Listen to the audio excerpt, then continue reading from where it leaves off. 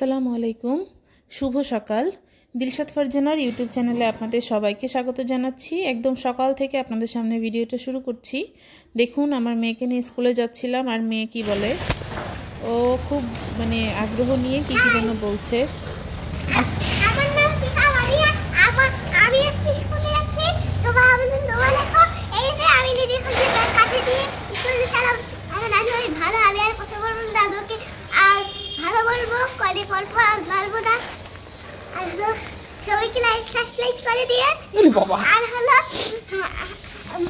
আমি স্কুলে যাচ্ছি, আমি স্কুলে যাচ্ছি, আর আমার বাবা সঙ্গে সঙ্গে যাচ্ছে। আমার মা আজকে স্কুল নাই, কালকে তো স্কুলে খেলা হয়েছিল, তার জন্য গিয়েছিল, আমাকে নিয়ে দিবা। তো ও আসলে বলছিল যে ও স্কুলে যাচ্ছে, সবাই ওর জন্য দোয়া করবেন, ওর নানু অনেক ভালো। ওর নানুর সঙ্গে সারাক্ষণ মারামারি করে, তো সেই জন্য বলছিল ওর নানু অনেক ভালো। তো এই দেখুন, আমি স্কুল থেকে বাবুকে নিয়ে এসে এই যে বাজার করেছিলাম কিছু, এগুলো দেখাচ্ছি। চা, তারপর গুঁড়া দুধ, হ্যান্ড ওয়াশ, চিনি, কয়েল, এগুলো আসলে ছিল না।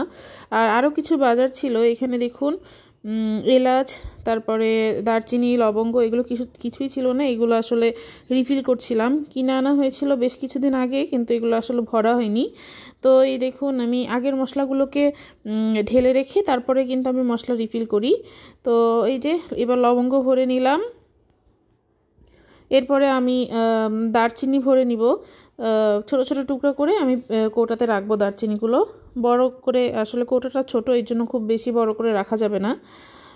এই মশলাগুলো আসলে প্রায় কাজে লাগে, আর গরম মশলা তৈরি করতে তো কাজে লাগেই।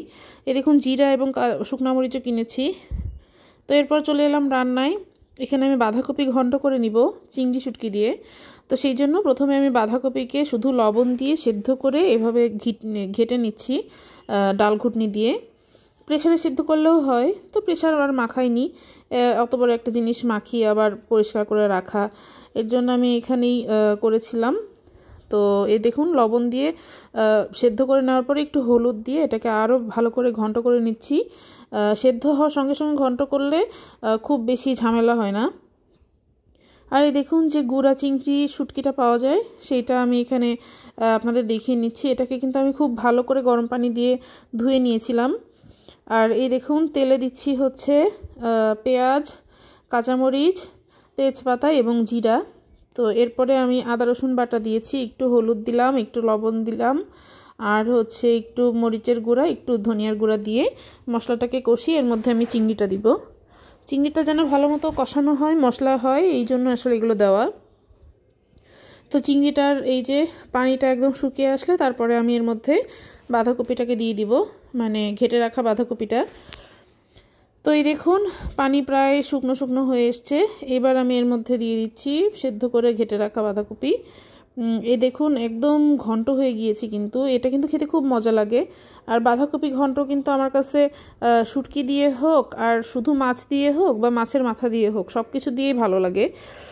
আবার বাঁধাকপি দিয়ে, গতদিন আমি বাঁধাকপি দিয়ে গরুর মাংস রেসিপিটা শেয়ার করেছিলাম, তো সেটাও কিন্তু মজা ছিল, সেটাও ভালো লেগেছে। এই দেখুন, আমার বাঁধাকপিটা প্রায় পানি শুকিয়ে এসছে। এবার এর মধ্যে আমি একটু আটা দিব, যেন আঠালো হয়ে আসে, তরকারিটা যেন একটু আঠালো আঠালো হয়, পানি পানি যেন না হয়, এই জন্য একটুখানি আটা দেওয়া, খুব বেশি না কিন্তু। এই যে আটা দিয়ে ঘন্টটা একদম আঠালো হয়ে গিয়েছে। তো রান্না প্রায় শেষ, এটাকে আমি নামিয়ে রাখবো। এইবার আমি রান্না করতে চলে আসছি হচ্ছে লাউ পাতা, লাউয়ের কচি ডগা, আলু এবং ডাল দিয়ে রান্না। তো এই দেখুন, আমি প্রথমে পেঁয়াজ, রসুন, কাঁচামরিচ তেলে দিয়ে এর মধ্যে একটু তেজপাতা এবং এবার দিয়ে দিব হচ্ছে জিরা, আস্ত জিরা। তো দেওয়ার পরে এটাকে আমি সুন্দর করে একটু ভেজে নিব, যেন ফ্লেভারটা বের হয়। তো এই দেখুন, জিরা দেওয়া শেষ। এবার আমি দিয়ে দিচ্ছি কেটে ধুয়ে রাখা লাউয়ের ডগা। এই তরকারিটাও কিন্তু খেতে বেশ মজা লাগে। তো আজকের এই তরকারি রান্না করতে গিয়ে কিন্তু আমার তরকারি একদম পুড়ে গিয়েছিল, এই কড়াইতে একদম লেগে গিয়েছিল। আমি একটু অন্যমনস্ক হয়েছিলাম, কোনো একটা কাজ করেছিলাম, এই কারণে একদম পুরো পাতিলটা আমার পোড়া হয়ে গিয়েছিল। তো তারপরে আমি কড়াই চেঞ্জ করে আরেকটা কড়াইতে উপর থেকে তরকারিগুলো ঢেলে দিয়েছিলাম। তো এই দেখুন, আমি এর মধ্যে দিয়ে দিচ্ছি মসুরের ডাল। আর এইবার একটু পানি দিয়ে দিব যেন নিচ থেকে লেগে না যায়। তো যতই সাবধানতা অবলম্বন করি তারপরেও কিন্তু আসলে মাঝে মধ্যে এই ধরনের ভুল হয়ে যায়। তো এই দেখুন আমি হলুদ দিচ্ছি, শুকনা মরিচের গুঁড়া আর ধনিয়ার গুঁড়া দিয়ে দিব। এইবার আমি একটু আদা রসুন বাটা দিয়ে এটাকে খুব সুন্দর করে নেড়ে নিয়েছিলাম। তো আসলে অনেক ভালো করে প্রিপারেশন নিলেও পরে কিন্তু আমার তরকারিটা আলটিমেটলি টেস্ট নষ্ট হয়ে গিয়েছিল পুরে। তো যাই হোক, তবুও খাওয়া গেছে। একবারে যে পুরে নাই হয়ে গেছে তা না, পুরা লেগেছিল কিন্তু খাওয়া গেছে আর কি। তো এই দেখুন আমি তরকারিটাকে আস্তে আস্তে নেড়ে সুন্দর করে ঢেকে দিয়েছিলাম। তো এরপরে এই যে পুড়ে যাওয়ার পরে এই যে এই কড়াইটাতে তরকারি নামিয়ে নিয়েছি। এরকম থকথকা অবস্থাতেই রেখেছিলাম, রান্নাটা শেষ। তো এরপরে ছিল হচ্ছে গরুর মাংস ছিল আজকে। তো গরুর মাংসটা এই যে গরম করে নিয়েছিলাম, সেটাই আপনাদের সামনে একটু দেখালাম। আর এই যে আবার তরকারিটা এরকম লাস্টে এরকম চেহারা ছিল। আর করেছিলাম হচ্ছে আলু দিয়ে পেঁয়াজের কলি ভাজি বা পেঁয়াজের ফুলকি ভাজি। তো এই ছিল আজকের ভিডিও।